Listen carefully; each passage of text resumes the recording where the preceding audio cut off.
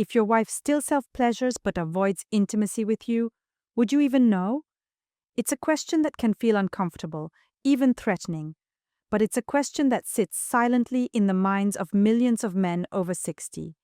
Ladies, you might be asking a different question, one you've perhaps never said out loud, wondering if touching yourself after 60 is normal or if you're the only one. Let's talk about this, honestly and without shame. A 68-year-old man, we'll call him John, sat in my office last week. He looked defeated. He told me, "Sophia, she says she loves me, but we haven't truly touched in months. I feel like a roommate, not a husband." He was convinced his wife's desire for him was gone forever. But what he didn't know was that her desire hadn't vanished. It had simply gone private. In this video, I'll explain why this happens, why a woman's desire changes so dramatically after menopause, what women rarely, if ever, say out loud, and most importantly, how you can feel close again, without pressure, without blame. I'm Sophia Lane. For over 2 decades, I've dedicated my practice to studying what happens to intimacy after 50, physically, emotionally, and relationally. My mission now is simple: to help men understand the women they love, to help women reclaim their own bodies, and to help couples reconnect, with facts, not fiction. And if you take what I'm about to share to heart, you might just rediscover a closeness you thought was gone for good. Before we dive in, let me know where you're watching from. Comment your city below. I read every single one, and it helps me understand the community we're building here. Now, let's address the elephant in the room. There's a pervasive myth in our culture that as women age, their sexuality simply fades away, like an old photograph left in the sun. Many men, like John, come to believe this. They see their wife's lack of initiation as a sign that the fire is out completely.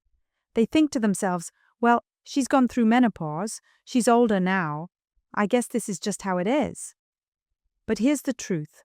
Her biology has changed, her hormones have shifted, her body might not respond the way it did at 35, but the fundamental human need for touch, for pleasure, for release does not simply disappear. It doesn't have an expiration date. John's story is a perfect example. He was worried his wife no longer found him attractive, that he had failed her in some way. But after a few gentle conversations and a review of her health, the reality was much simpler and far less personal. His wife still had desire, but menopause had brought on significant vaginal dryness and a decrease in elasticity. For her, intercourse had become painful, something to be dreaded rather than anticipated. So, to avoid the discomfort and the potential disappointment, she began to find solace and release on her own. It wasn't about rejecting him. It was about protecting herself from pain and finding a safe way to still feel like herself. This is a story I've heard hundreds of times. A 68-year-old couple lying in silence, separated not by a lack of love, but by a wall of misunderstanding. It's not the years that kill intimacy. It's the silence. It's the assumptions we make when we're too afraid to ask the vulnerable questions. So, let's break that silence.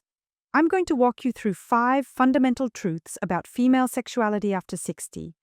These are the conversations that should be happening at the dinner table, in the bedroom, and in doctors' offices, but so often are not. The first truth is the most basic, the one that should make everyone nod in understanding. It's about biology, not betrayal. The common misconception is that after menopause, a woman's desire is extinguished.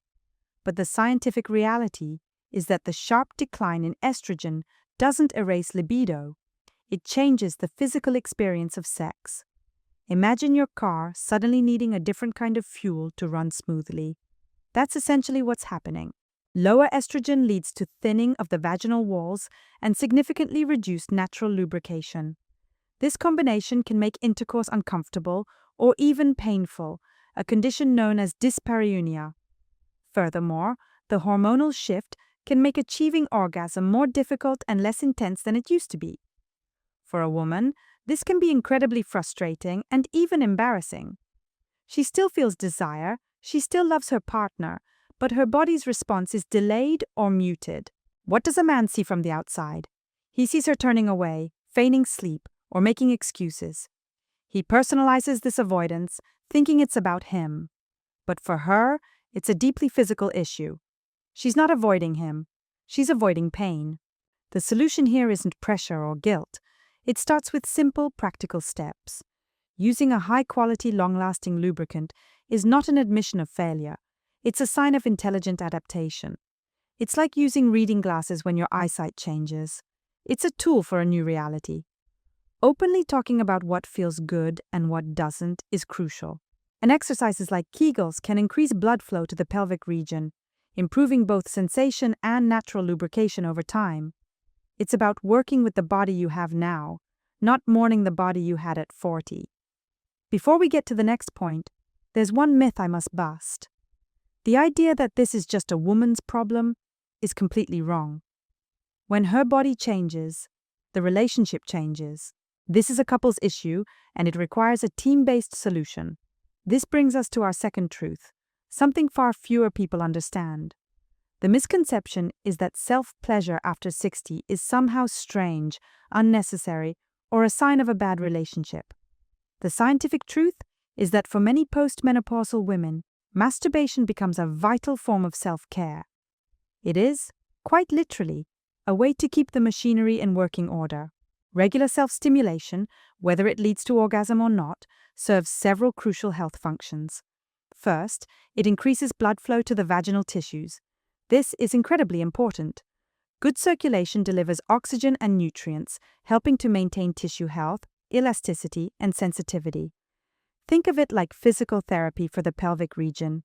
Without regular stimulation, the tissues can become even more atrophied and less responsive. Many women find that consistent self-pleasure actually makes partnered sex more comfortable when they do engage in it. Secondly, it's a powerful tool for stress reduction and mood enhancement. The release of endorphins and oxytocin during arousal and orgasm can dramatically improve sleep quality, lower anxiety, and create a sense of well-being. I've had countless female patients tell me that after rediscovering self-pleasure, they felt like they were coming back to themselves. It wasn't about sex. It was about feeling vibrant, alive, and connected to their own bodies again. We need to reframe this act. It is not a taboo secret to be hidden in shame. It is a legitimate, healthy practice, as essential to well-being as stretching, meditating, or taking a walk. It's about maintaining a relationship with one's own body. Ladies, if this gave you relief, type "relief" in the comments. You're not alone. I promise you, what you're feeling is normal, healthy, and more common than you could ever imagine. There's nothing to be ashamed of. This is your body, and you are allowed to care for it. Now, for our third truth, and this one often comes as a 180-degree surprise, especially for men. The deeply ingrained misconception is this: if my wife is self-pleasuring, it must mean she doesn't need me anymore. This thought is a direct blow to the male ego, to the sense of purpose and identity that many men derive from being a provider of pleasure and intimacy for their partner. It triggers feelings of jealousy, inadequacy, and even betrayal. But the reality couldn't be more different. For the vast majority of women, self-pleasure is not a substitute for their partner. It is a supplement. It's a way for her to understand her own changing body, to release physical tension, and to maintain her sexual health without the pressure of performance or the risk of pain. It's a low-stakes way to stay connected to her own sensuality. Think of it this way. A person who enjoys a quiet afternoon reading a book by themselves isn't rejecting their friends or family. They're simply recharging. In the same way, a woman who practices self-care through masturbation isn't rejecting her husband. She is, in a very real sense, restoring herself. She's keeping that part of her alive so that it can be shared when the conditions are right for both partners. The challenge for men is to shift their perspective from seeing it as a threat to seeing it as a part of her personal wellness routine. The goal is to understand, to support, and to journey with her. The mantra here is simple but profound. Support first, pressure never. When a man can truly grasp this, he moves from being a potential source of pressure to being a safe harbor of understanding. And in that safety, true intimacy has a chance to flourish again. In just a minute, I'll share the one small change that brought a couple I know back together after nearly 12 years of feeling disconnected. But first, we must address the most painful part of this entire dynamic. This is our fourth truth, the one that speaks to the profound silence that can exist in even the most loving, long-term relationships. The misconception is that if a woman is silent about her sexual needs, it means she no longer has them. We assume silence equals contentment, or in this case, a complete lack of desire. The heart-wrenching reality is that many women are silent because they are afraid. They are afraid of being judged. They are afraid of being laughed at. But most of all, they are afraid of hurting their partner's feelings.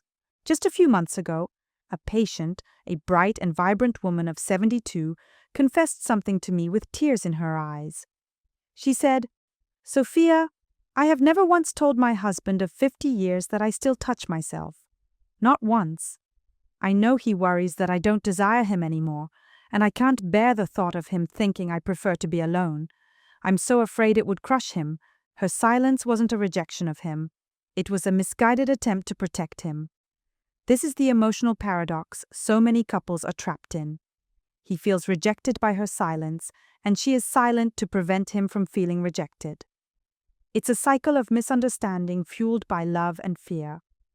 This is where men have an incredible opportunity to be the hero of the story. The solution is not to demand answers, but to create safety. It's about initiating conversations that are gentle, curious, and free of accusation. It might start with a simple, "Honey, I've been reading about how women's bodies change after menopause, and I realize I don't know much about what your experience has been like. I want to understand. There's no pressure to do anything. I just want to be a better partner to you." Creating a space where she feels safe enough to share her fears and her needs without fear of a fragile ego is the most powerful aphrodisiac in the world. Guys, if this is making you rethink things, and I hope it is, comment, "Understand" below. It's the first step toward breaking that cycle of silence. This leads us to our fifth and final truth, the one that is filled with hope. The misconception is that after 60, a vibrant sex life is a thing of the past, a pleasant memory to look back on. The beautiful truth is that intimacy doesn't retire, it just changes its form. It evolves. The couples who thrive in their later years are not the ones who are trying to recreate the sex life they had at 30.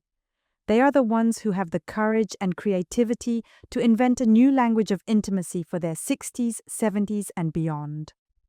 This new language might involve less focus on intercourse and more focus on other forms of touch, massage, mutual masturbation, oral sex, or simply the profound intimacy of holding each other. It's about expanding the definition of sex to include anything that brings pleasure, connection, and closeness. The reality is that the couples who learn to communicate openly and honestly about these changes often report a deeper, more meaningful bond than they ever had before. They've moved past the performative pressures of their youth and into a more authentic, tender connection. This is where intimacy becomes true teamwork. It requires comfort for her, the assurance that her pleasure and lack of pain are the top priority. And it requires understanding from him, the patience to listen, and the willingness to explore new ways of being together. When you view intimacy as a collaborative exploration rather than a goal-oriented performance, the pressure dissolves, and genuine connection can finally take its place. What I want to leave you with is a sense of empowerment for both men and women. This isn't a story of loss. It's a story of transformation. To the women watching this, hear me clearly. Your body at any age is worthy of love, care, and pleasure. You are allowed to enjoy your body today, tomorrow, and always. Reconnecting with yourself is not selfish. It is an act of self-preservation and self-love. This is self-care, not a secret to hide. You are normal. You are healthy, and you are not alone. To the men watching, I say this. Understanding your wife's changing body is one of the most profound and intimate gifts you can give her. It is a way of loving her all over again, with wisdom and compassion. When you learn the why behind her actions, you can support the how of your connection. together. Closeness grows when both partners feel safe and truly understood. And to the couples, remember this. Intimacy doesn't have a retirement plan. It simply asks for a new job description. It asks for more communication, more creativity, and more kindness than ever before. To make this practical and easy to remember, I want to give you a simple framework. I call it the BSC model. Think of it as your roadmap back to connection. You can even take a screenshot of this. The B stands for body care. This is the foundation. It means paying attention to your physical health. For both partners, this includes gentle exercise to improve circulation, a healthy diet that supports hormonal balance, and getting enough sleep. For her, specifically, it means being proactive about vaginal health, talking to a doctor about hormonal therapies if appropriate, and not being shy about using moisturizers and lubricants. For him, it means taking care of his cardiovascular health, which is directly linked to erectile function. The S stands for self-care. This is about taking individual responsibility for your own well-being and pleasure. For her, this means embracing the idea that self-pleasure is a healthy, normal part of her life. It's about exploring what feels good in her changing body without shame or guilt. It is about reclaiming ownership of her pleasure. And finally, the C stands for couple care. This is the teamwork. It means scheduling time for intimacy that doesn't necessarily have to lead to sex. It means learning to talk openly about desires and fears. It means touching without an agenda. It's about sharing your vulnerabilities and committing to being each other's biggest supporter. Body care, self-care, couple care. It's a holistic approach that honors the individual and strengthens the partnership. We've covered a lot of ground today, and I hope this conversation has brought some light into what can often be a very dark and lonely space. I want to hear from you. Tell me your age in the comments, and let me know what tip or truth felt the most useful to you today. Your story matters, and it could help someone else who is reading. If you're a man over 60, or you love someone who is, and you believe we need more truth without taboo, please subscribe to this channel. We are just getting started, and if this conversation surprised you, if it opened your eyes in any way, I ask you to do one small thing. Send it to a friend your age. Share this video. He probably needs to hear this too, and your one share could help a woman feel less shame or help a husband finally understand the woman he's loved for a lifetime. And don't leave just yet. This conversation is the foundation, but the practical steps come next. My next video is all about menopause and desire, the 3 biggest mistakes most couples make, and it's right here on the screen. It's the perfect follow-up to what we've discussed today. Click now and let's keep this important conversation going.